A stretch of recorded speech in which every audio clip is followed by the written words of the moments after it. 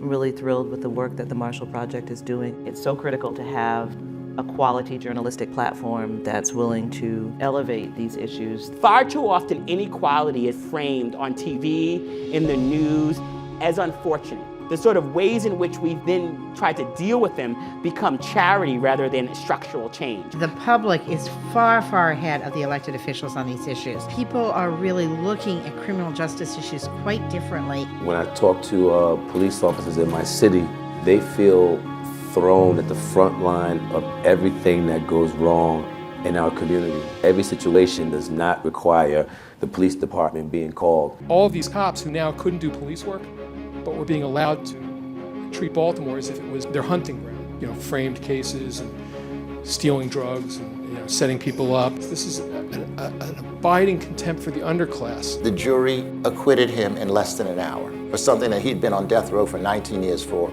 And on the blackboard in the jury deliberation room were the words, "Not enough evidence." I think if we are all honest about the interactions we have had, rather than talk about the people who have had the worst possible case scenario, look at the mercy and the passes we have all gotten. We have to humanize people. Give us chances.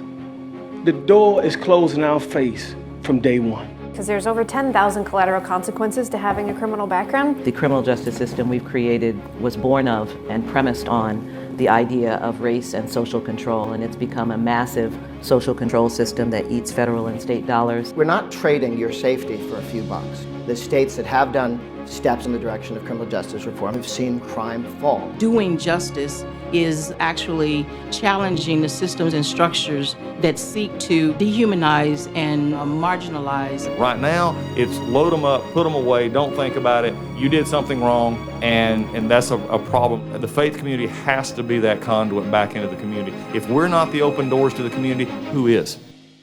We have to put more efforts into having people in a situation where they never even get into the criminal justice system. What can and does and do we want justice to look like?